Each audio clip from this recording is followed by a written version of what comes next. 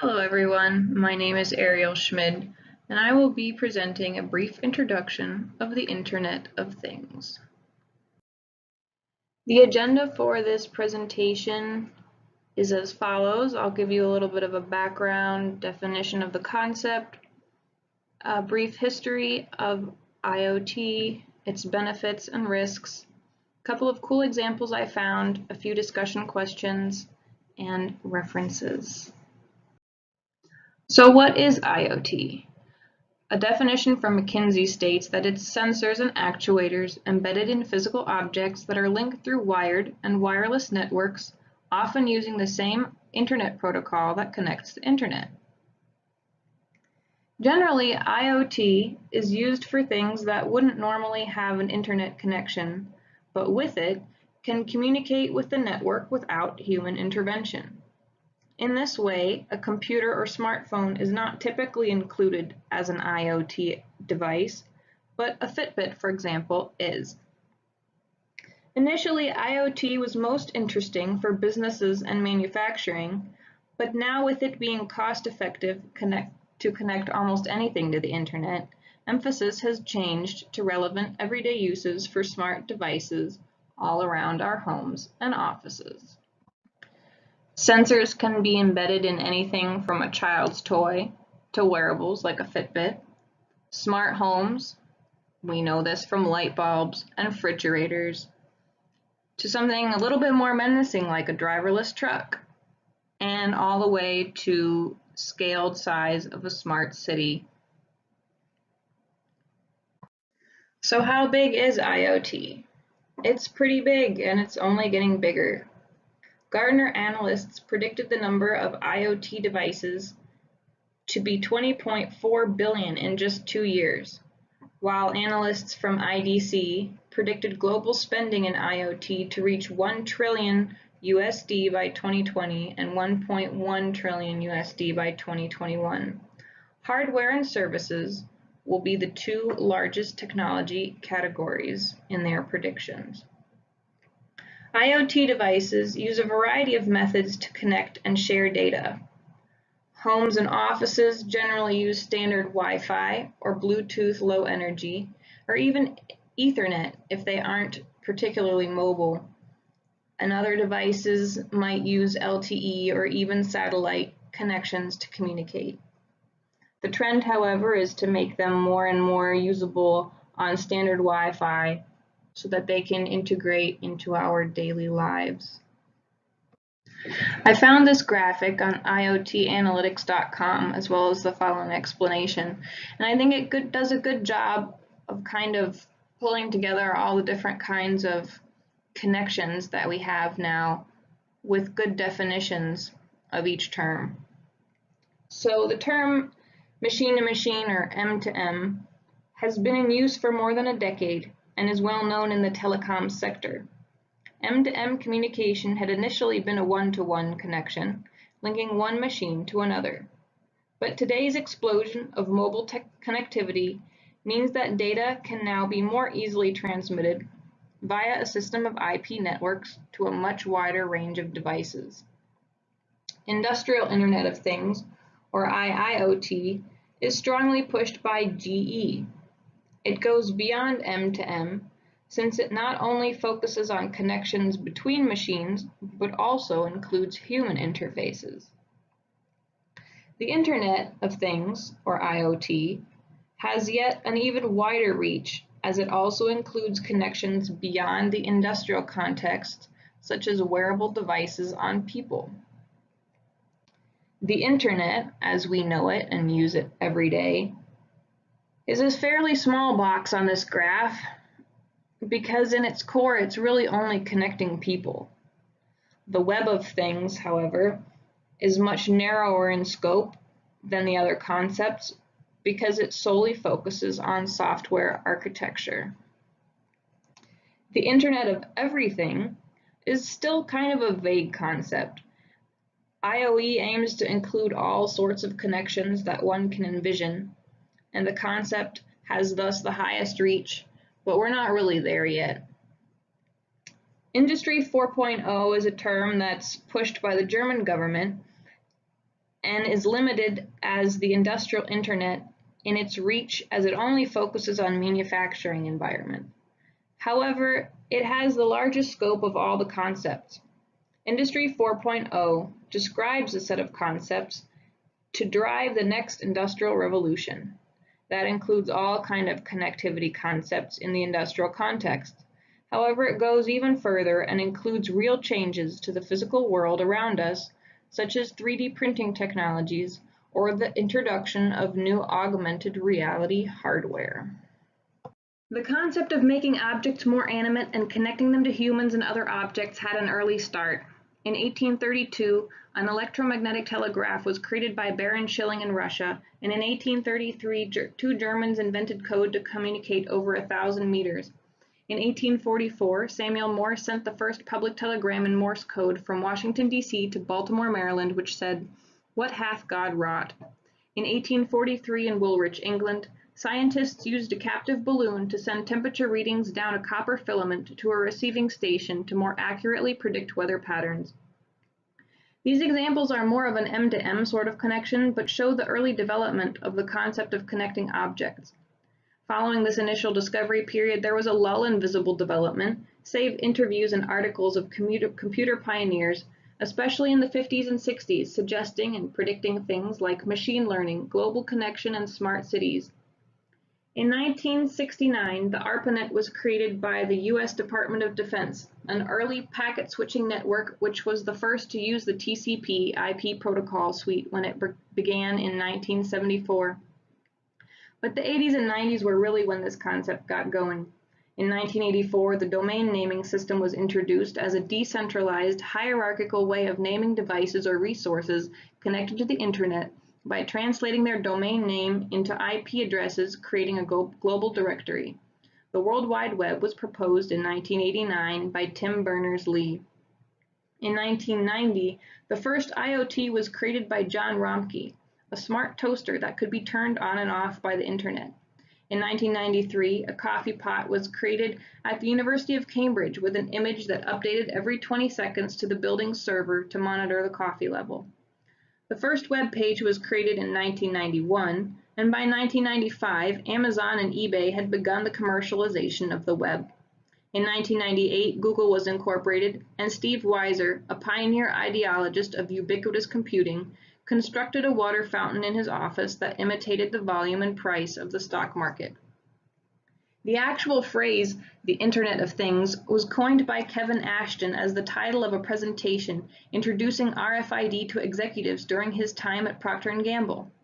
He later went on to help found the MIT Auto ID Center and helped with the development of the Electronic Product Code, or EPC, a global RFID-based identification system intended to replace the UPC barcode. In 2000, LG presented plans for the first smart refrigerator, much to the glee of internet meme makers. Between 2002 and 2005, mainstream publication began using the term IoT, and the UN's International Communications Union published a report on it. RFID changed the landscape when Walmart began using it commercially, and the U.S. Department of Defense deployed it on a massive scale for their SAVI program, a Lockheed Martin company and provider of RFID-based supply chain products and solutions. Also in 2005, a little Wi-Fi enabled rabbit called Nabistog was manufactured by Violet and could alert and speak to you about news headlines, stock market reports, RSS feeds, and of course wake you up with an alarm. These rabbits could even connect with one another and remind me of an early prototype of the Amazon Alexa or Google Home.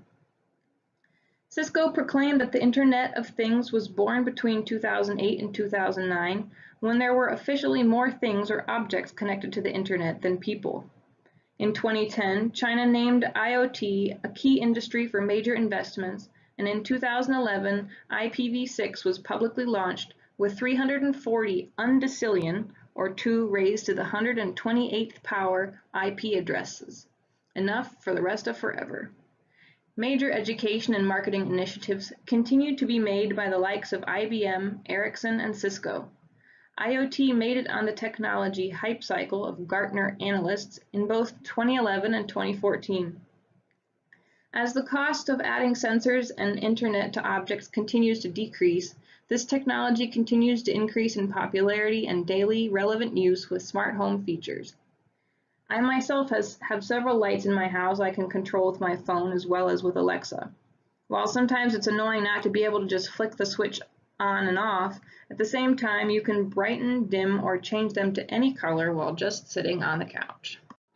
In manufacturing, adding sensors to product components and machinery can transmit data about performance. Agility and response time can become almost real-time, which creates smoother and more efficient operations and supply chains. For example, if a manufacturer receives data about a component that will fail soon and can replace it before it causes damage and delays production, that's a success. Of course, smart devices make it much easier to get information, play music, and set timers, but they can also measure things like noise and pollution levels, which can change how public spaces are built and managed. If we understand better how our home operates, there is also the possibility to save energy by fine-tuning settings and cutting heating costs. Monitoring possibilities have also increased with home security systems, which allow visibility from your phone inside and outside your spaces, as well as the ability to allow longer independence for the elderly through closer virtual monitoring and easier communication. Of course, all of this comes with substantial security risks. As we let these devices closer and closer into our daily lives, the sensors are collecting extremely sensitive data, like what you say and do in your own home. And unfortunately, the security track record is very poor. More effort is put into making the sensors more affordable rather than safer, and basic things like data encryption, both while at rest and while in transit, are neglected. Flaws are found in commonly used code, and some of the devices do not have the ability to be patched, so the security of the device cannot be improved. It was found that over 100,000 webcams could easily be hacked, as well as more disturbing situations like smartwatches for children. Last year, the FBI issued a PSA warning parents about smart toys for their children posing serious threats.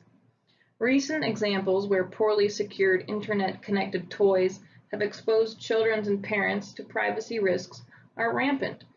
In Germany, a doll was banned for not having a Bluetooth authentication, allowing people nearby to connect and eavesdrop on the child's conversation. In February of last year, it was discovered that Spiral Toys, the US maker of Cloud Pets connected toys, had leaked 2 million recorded messages of parents and their children via an unsecured online database.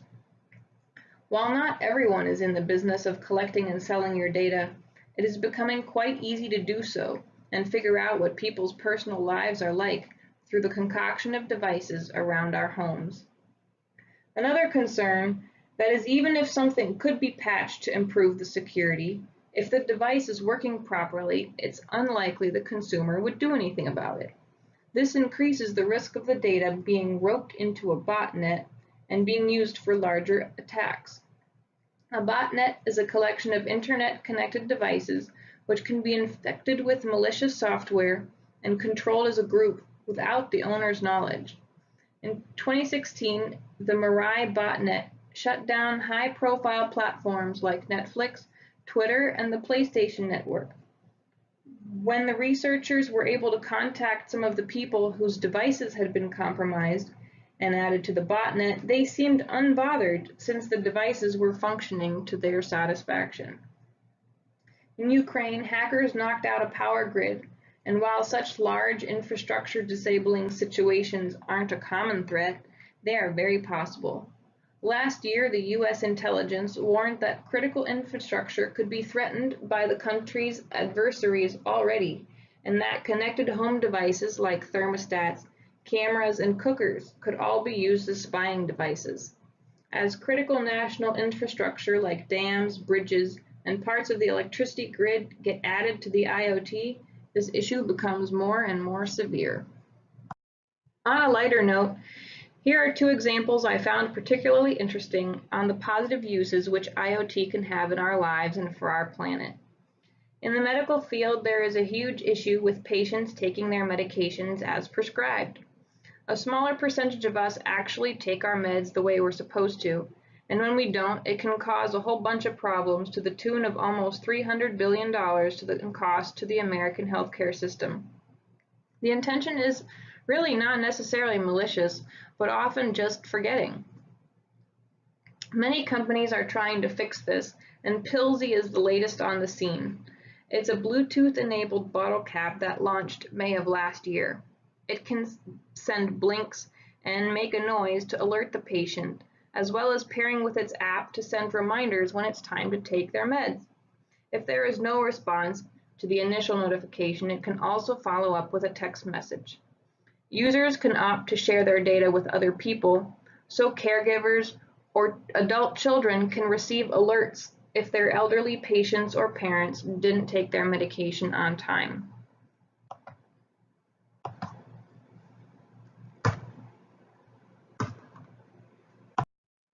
My favorite example is actually one I saw an ad for on Facebook. IBM has launched an initiative to protect rhinos and elephants from poachers. Because antelope and zebras live alongside rhinos, by tagging them with sensors that ping when the antelope run from a gunshot sound, it allows rangers to accurately locate the poachers and stop them before they can cause any serious harm. So you can see it's not all bad, and as we continue to grow and understand this technology, hopefully we'll be able to overcome the security barriers and make it a positive experience for everybody. And finally, a few discussion questions to get us going this week. Have you had any experiences with the Internet of Things yourself? Where do you think IoT will go next? And do you think it's a positive or negative development of society? Thank you very much for your time, and I hope you enjoyed.